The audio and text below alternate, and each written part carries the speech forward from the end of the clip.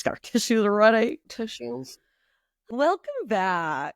How we doing, everybody? When I pressed not record, but when I got into our thing, I literally was like, why am I so blurry? There was, not even kidding you, a booger over my camera. Over the camera. This feels so right today. Yeah, that feels right. There was a booger over the camera. So that's how Caitlin's doing. Are the kiddos sick, or is it just kind of like a never-ending cycle right now? I think it's just our life now. Everyone's no one's terribly sick, so that's good. But it is just we're all kind of just boogery. I keep losing my voice. Yeah. One of those things. But we've been worse, so I actually don't want to complain about the sicknesses right now. There's other things to complain about. There are plenty of other things to complain about. But you're allowed to complain about that too, because that's annoying. How are you? Nobody has time for boogers on their screens. Ain't nobody got time for it. How are you doing? I am good. I'm feeling both beaten down and also like a hero because I subbed a 6 a.m. Pilates class this morning. She's a queen. Am I? I mostly just feel like I just want to go back to it.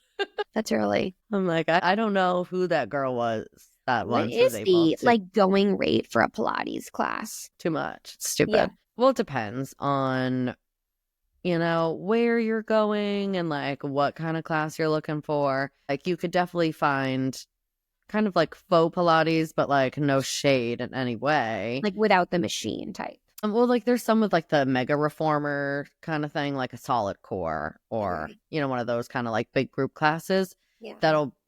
I feel like those are still pricey. They're $30 a class or something. Mm-hmm. But when you get into more of the classical reformer Pilates, you're paying more a semi-private kind of rate. It's just I feel like everything is just so expensive these days, and I feel cheap. But everything I do, I'm that feels too expensive. Yeah, you can't leave the house without spending $100 these days. Mm-hmm. Oh yeah, we were talking about this last week, I think. Yeah, probably, because it's just crazy town.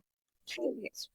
But, it's all right. It was honestly just me and one of my probably my most regular Pilates client since I've taught at Lifetime. And as of this Thursday, I am no longer on their reformer Pilates team. So she came and that was her last class with me. So we had I did the class with her. We had some lovely little chats, some giggles. It was really not that hard. It was lovely. Okay, one thing I want to talk about, because I feel you're gatekeeping some really good life hacks.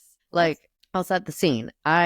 Throughout the week, I feel I get these Snapchats from Caitlin, and they are the most hysterical, but I feel the best mom life hacks that you need to share with the world. When you're I feel last week you sent me one and you had a glass of wine or something and you're under a blanket and you're I told Chad I had a bunch of homework. So I went downstairs and I'm just sitting here with some wine and sitting in silence. I have 5 textbooks I don't even read from. And I'm I have so much work to do.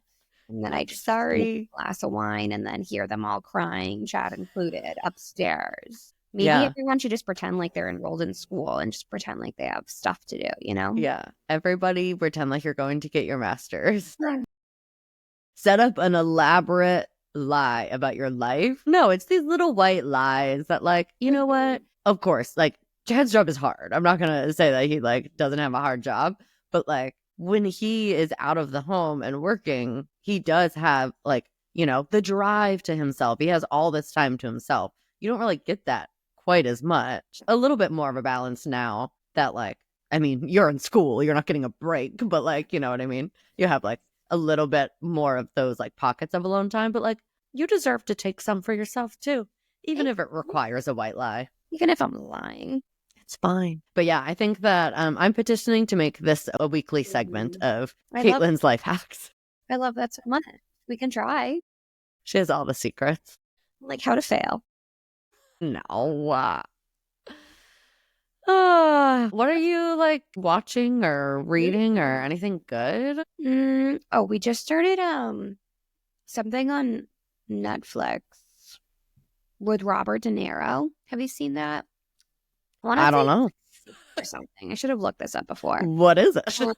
But it's fabulous. We've only one episode. Scary Like a drama. psychological thriller, if you will. Ooh, I've only watched one episode though, so like maybe not. Oh I'm my into god, the babysitter thrills. just sent me a picture, and I just tried to click on like because I'm trying to look up the title of this, and it just popped up, and it's Annie ass naked with her little tushy out, pretending like she's skating with rings around her feet. Oh my god, if only I could send this to everyone. Sorry. Anyways, I love that girl. Okay, well, Mark and I watched, it was definitely a psychological thriller. It was fucked up. That movie, The Substance with Demi Moore, I feel like it was like, you know, a buzz in these award shows and stuff. And Mark and I were like trying to find something to watch on Saturday night. We were like, let's like rent a movie. Let's try one of these ones that was like, you know, award winning. And it was Demi Moore's like first award that she's won, which is crazy because she's been acting for so long. So finally she's getting her flowers, and she was incredible in it. But oh my God, it should come with a trigger warning. It is fucked up. Can't do things like that. It's like, it like adds to my like prefrontal cortex. It was honestly less like psychological thriller and more like body horror, I guess is what people call it. Body horror? What the frick? Yeah, so basically like the premise of it is that Demi Moore is like this famous fitness like guru coach thing, like kind of reminiscent of like a Jane Fonda, I feel like. Like she had like a workout class TV show, and she's getting older, so now she's getting pushed out, and they're trying to find like a younger replacement. And now there's this, I don't know, honestly really sketchy. Like the way that they presented it, I'm like, why would anyone agree to do this weird science experiment? Like it wasn't even like a mainstream. She had to like go to this like back alley, and it's like this new science like experiment where it's called The Substance, and basically you like inject yourself with these things, and you get 7 days. It like clones your body, so you get 7 days as your like younger self, and then 7 days in your regular body. But if you don't follow it to a T, or like if the younger self wants to like stay living for longer and not go back to the old body, then like it depletes the other body of its like energy. So like she does it one time, and then the older body wakes up and like half of her hand is like decayed, and then like it keeps happening, and then like every time she wakes up she is like a decrepit monster. So it's very like visual creepiness. You know what I always wonder, like who invents these things? I'm worried someone that was on serious drugs. Like it was like, who thought of this? And the general messaging was definitely about like, we'll kill ourselves trying to make ourselves younger. You know what I mean? Like all in the hopes of like youthfulness, like, you know? Yeah. But oh my God, I feel like that is like so prevalent in my life right now. Like, tell me more. Everywhere I look, people have like lip injections and Botox and everything. And like, no hate, like that's cool. Yeah. However, like I can't. I like can't even like clearly wash my face in the morning. Like, wow, you guys are doing great. No, I feel the same. I feel like it's funny. I'll catch myself. Like if I go down a long like Love Island rabbit hole, or like certain TV shows where all of the people are injected up, which again, I don't really have any judgment around it. Like I have dabbled in the Botox like twice, like years apart from each other. So it basically did nothing. It was pointless. But like whatever makes you feel more confident, go off. But there is something to be said about like the fact that everyone looks the same. We are not as used to like seeing flaws on people, which I hate. Like I feel like when we were growing up, you know, even in like the movie stars all looked different. Like they had different teeth. They had, you know, a bigger nose. You could see their pores. You could see the frizz on their hair, like in the movies. And now it's like everyone has veneers. Like everyone famous has veneers. I actually do wish I had veneers. I feel like those go a long way. They just make you look so like, but I think if I could have one thing done, yeah, my teeth aren't even like bad. Your teeth are great. But like veneers just feel like a good idea. Like they wouldn't hurt. I wouldn't have to keep doing them. Yeah, it is kind of like, I think it's like a one and done, or you have to like maybe like 20 years later, you gotta give them. Yeah. Get them they're probably like, I have no idea. It's probably, so like, expensive. Take your teeth out and like put. Well, you don't know the process? Do you want to know the process? Yeah, scare me away. Do you want to be scared? Yes. Google like the in between. It's so basically they whittle your teeth down to like So like once you're in veneers, you're in it. There's no going back. Oh. They whittle your teeth down. So like the in-between pictures are like little like Oh my God. like terrifying. And then they put it like as like a cap. I don't know exactly the science. Okay. Never mind. I'm done. Scary. But they can look really good. Yeah. Or they can look terrifying.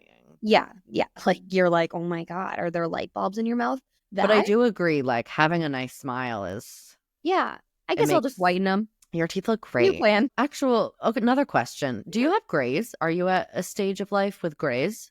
I just recently, like this month, I'm starting to have grays. Okay, same. I also haven't gotten a haircut in like 7 months. And I just don't want to. I don't know. I just don't. I'm like not girly right now. I go through phases. Do you go through phases where you're like, totally, I need to do all these things and it's so fun.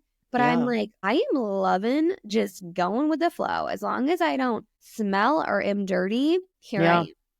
Well, I feel like naturally you are looking great. I know that you don't always feel that way because you're in like mom mode and you find boogers on your computer. But like your hair is long and strong. Your skin has never been clearer. What the hell? Right. You can't tell because I put on makeup and also I'm like far away from my camera, but like a pimple that was like reaching across the dinner table this week. Like she had a mind of her own. I love it. But yeah, I also like really recently started finding just a couple of grays here and there. Yeah. And I feel like I expected to have more of a reaction. Like I felt like I should have more of like a natural disgust for myself now. Yeah. Do you? And I don't really care. But you don't color your hair either, right? No. Before Becca's wedding, I put in like some little highlights that are now kind of like weirdly grown out, but no. So what's your plan? Are you going to go with the gray? I think for now, I'm just going to roll. Yeah, I plucked one of them out and I know I have more in there because like I can see them shining in the light. But for now, I think just rolling with it. And then maybe eventually if it's like, okay, I feel like maybe I want to dye my hair, maybe I will. I don't know. Yeah. I'm not really putting any pressure on myself about it. Look at us. Look at us go. We're taken. So yeah. Sorry. Don't get any ideas, fellas. All this natural beauty coming your way, but it's taken. My husband snatched me up before I was an adult. So I was a child bride. That's the trickery. You know, just like find someone before their brain's fully formed and like you can get a lot out of them. Okay, actually scary enough, there was this like viral video of like an evangelical pastor basically saying that to people, but like in like a fucked up way of basically telling men to like go after young girls because like they're easier to like mold. Maybe Chad was. Isn't that messed up? Is Chad a secret evangelical? Probably. This is his like long game to get you into the church. It's a wild card, that one, I will tell you. He's like, it might take me 20 years, but we're doing it. Yeah, exactly. He starts just like putting crosses around the house. Stop. That would freak me out. I'm gonna have nightmares. He's suddenly just gone every Sunday morning.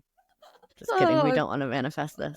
Also, like, if you are religious, that's totally fine. Just as long as you, like, believe in other people's rights and stuff, you know? It's 100%. Which brings me to my thought of the morning. This morning, I came across someone who I was having a morning. Like, it wasn't, like, nothing tragic happened, but just, like, the kids were just being assholes, to be blunt. Like, they weren't. They just are. Whatever. Not like yours in particular, just in general. Yeah. You know? Sometimes they're just little assholes. Like your kids suck. In particular, yours can be a little asshole sometimes. I mean, they're just kids. Just but anyways, so I started my morning off just a little buck wild. And then I went to a workout class and I ran into someone along the journey who is very vocal about having very different political views as me. Like total other side of the wings. And I was like, woman or man? Woman. And white women for Trump. Yes, literally very white woman for Trump. Like everything about this person's life is, that's unfortunate. You know, picture perfect. But anywho, I was like, of course I'm going to have this experience right now. And guess what? She was lovely, like literally so nice. And I was like, okay, there is good in the world. We can come to a place of like I can't be part of the problem too. Well, like entering every situation like on defense. Yes. Yeah, Yes. And so, I like, totally get in that. the climate we are in, I think sometimes it's so important to just take it in like what you can deal with and like how you can have like small experiences with other people, because like we're not going to solve world problems, like, but we can solve 100%. our own like community and friendships, or even just like, acquaintanceships, if you will. Yeah. So that was actually And really this is nice. you. This could be your chance to play the long game here, just like Chad's doing with you to convert you to church.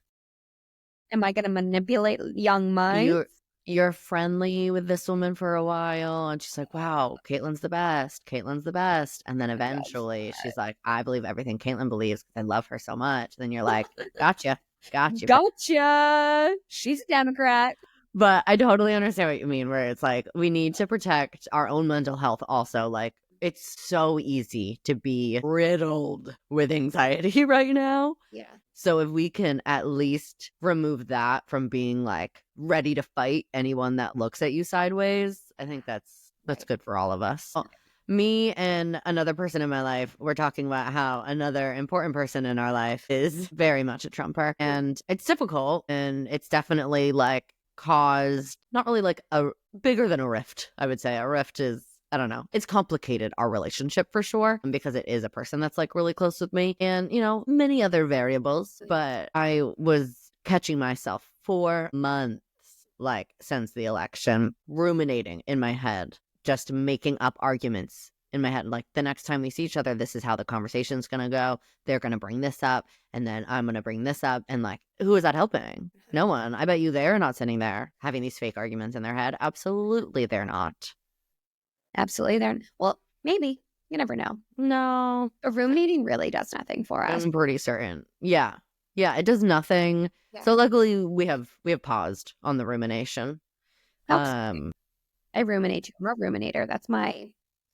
I love to just ruminate and stew and make myself crazy while everyone else is peaceful and not thinking about it. Yeah, for sure. Yeah, I think too.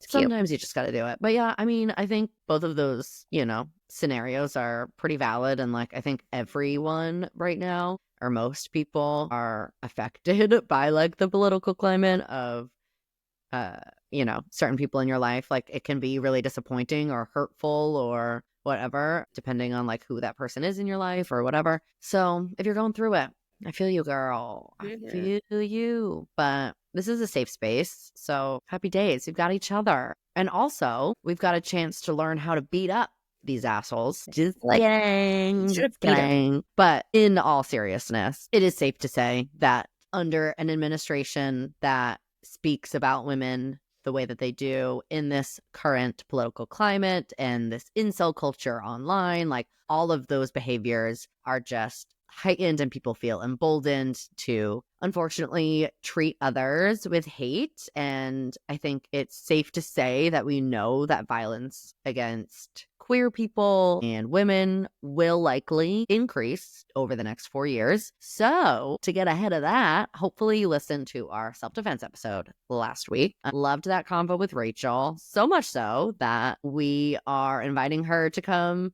teach us everything about how to kick some ass and set some boundaries and be confident and strong and in control. That's right. Yeah, so I'm so excited. April 6th. And like we were talking about before, everything is so expensive in the world. So if you did go on last week to look at tickets and we're kind of like, oh, it's a little pricey, we did lower the ticket costs. In all truthfulness, we are not making money from the event. So they were not even that high because we're trying to make a profit. We are simply just trying to cover the costs to make the event lovely for you all. But we're really, really excited to meet everybody IRL and to just have like a really positive, empowering morning with everyone. Also, if you tried to go on and buy tickets and were all of your payment methods were getting declined, that was happening. I didn't tell you that was happening, Caitlin. I saw that it through our emails and I was like, are you kidding me? Yeah, perfect. Perfect. Yeah, apparently 50 people viewed our event last week when this payment method issue was happening. And no one told me. So that's great. Until my mom tried to buy a ticket. And then she was like, Sandy. Yeah. She's the best. So if anyone wants to come and meet Suze, the icon, go listen to her episode from last season. She's a real angel. We love her. She'll be there. She was our first ticket purchase. She's so cute. I love her so much. So yeah, April 6th, link in the show notes and in our bio and all the places because we're going to be posting about it. Come on. Love it. We're going to be great. All right. Well, do you want to hear about some news, Caitlin? I do. Yeah. Okay. Amanda's going to talk a little bit more than me today because my voice is about to turn off. Caitlin's throat hurts. Goodness gracious. It's that never-ending winter. Mm-hmm. Never ending. Yep. All right. Well, we've got a few pieces of news, 3 quick stories that are all sort of interconnected, as these things tend to be. So you may have seen this viral video from a town hall in, I want to say it was Idaho. Yeah, I'm pretty sure it was Idaho. Bunch of hoes out there, man. Let me tell you, they're acting a fool. So there's a viral video about a woman getting forcibly removed from this town hall after simply speaking up. And if you saw the video, you saw the panel of old white men sitting up on stage while this woman was like forced to the ground by unidentified men. They did not have badges on them. They refused to identify themselves. Apparently, they were a private security team. Anyways, I'm getting ahead of myself. So, Teresa Borenpol was the woman in the video. If you did see it, we'll try to maybe like repost it or something this week on our Instagram, but it's pretty easy to find. So she was pulled from her seat by 3 unbadged, unidentified men as she screamed and asked them to stop. They knocked her to the floor and tried to zip tie her hands. And right before the men assaulted her, because that's what it was, we don't need to pretend like it was something else. Right before these 3 men assaulted her, the conversation at the town hall had made its way to the overturning of Roe. And the audience started yelling, not Teresa, but the audience in general started yelling, like, women are dying, doctors are leaving the state, which is true. And so the moderator, Ed Bejarana, I don't know, old white man Ed. That's right. Snapped, telling them to stop with the stupid remarks. And that's when Teresa Borenpol responded, "Is this a town hall or a lecture?" She also said, "Women deserve a voice." And for that, she was attacked. As she was being attacked, old man Ed also started mocking her. He said, "Look at this little girl over here, everyone. She spoke up and now she doesn't want to suffer the consequences. So please tell me that the punishment of women is not the fucking point."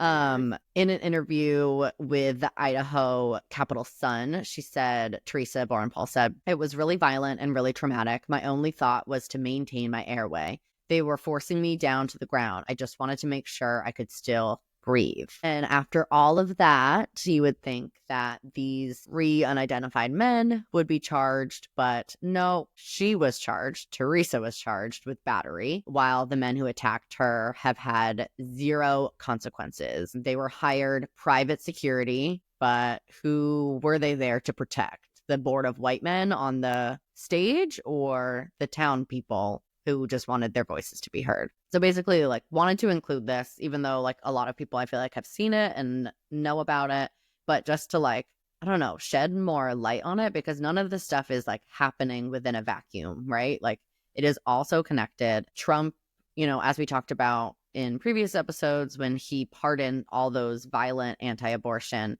activists, that's kind of signaling an okay, like being okay with violence. I mean, also the way he like speaks about women also makes him like, it's very clear that he's okay with violence against women. Yeah, and like, but that's fine. Yeah, and now people like anti-abortion humans feel emboldened enough to physically attack people that are speaking out, Yep. Yeah, Chad actually was the one who told me about this story, and he was just like bewildered. Yeah.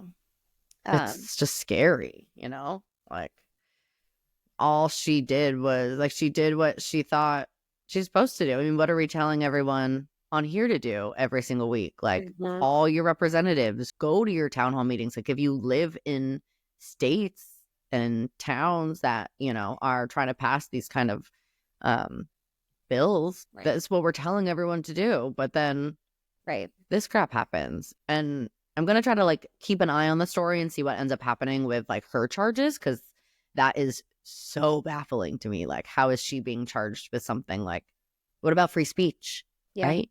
the party of free speech. What about that? So that's wild. Yep. And then we've got some semi-good news, a little sprinkle on in there, you know.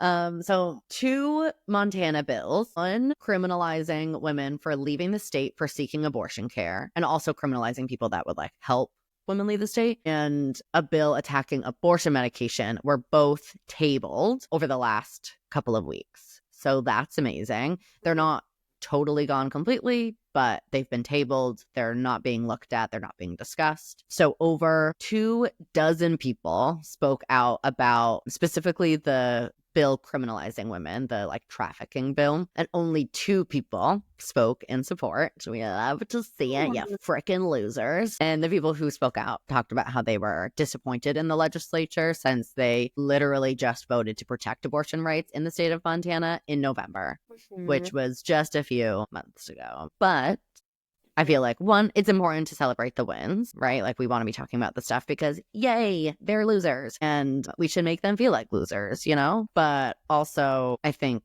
that anti-abortion organizations, who are the people that really, like, are the driving force behind these bills, are really intentional about what states they try to like push them into first, and they're really intentional about trying to like desensitize us all to these. So like, we need to get mad and we need to be loud about it every single time it happens, you know? Yes. So fuck those guys and fuck those bills. And then finally, some good news. Some happy news. So on Monday of last week, the Supreme Court refused to even hear a pair of cases challenging laws that protect abortion clinic patients.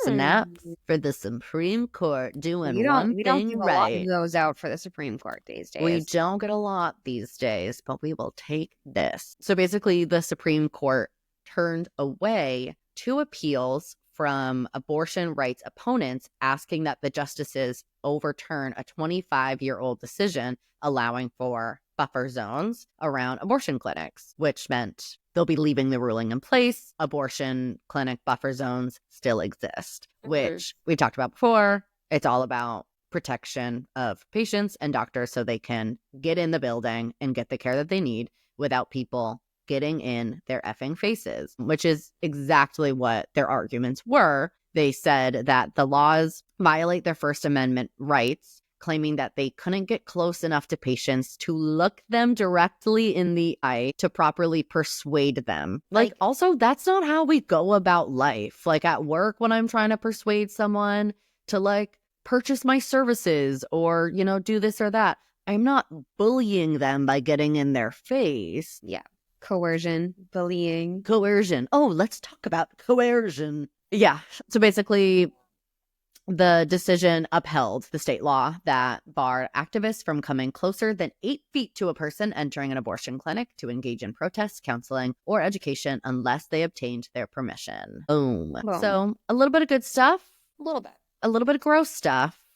And I don't know. We gotta just stay aware, unfortunately. I would love a lobotomy right about now. Wow. We're going back. Yeah, it just seems like a peaceful way to live these days. I would love to live in a bubble and just not know anything. Put me out. Just kidding. Just kidding. No, you're staying here. Sorry. Yeah, unfortunately, we're in it together. We're in it together. For better, for worse, everybody. Okay, mental health moment. Make us all feel better. You're putting a lot of pressure on me. I feel like sometimes that's just not possible. No, it's okay. So let's see what I got. Let's see what I got. All right, so I'm reading my book, It Didn't Start With You by Mark Woolen. Yes. It is right here. I preached it last week on the pod.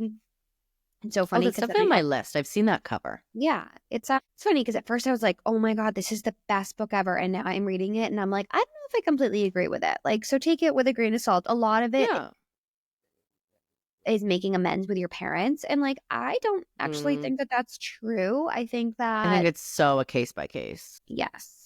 But anyways, one of the exercises I was working through on the book this week was your worst fear in getting to something called core language. So I basically just wrote down like my worst fear in life, like, and just kept writing and writing and writing until I was just writing random words that didn't really make sense. Yeah.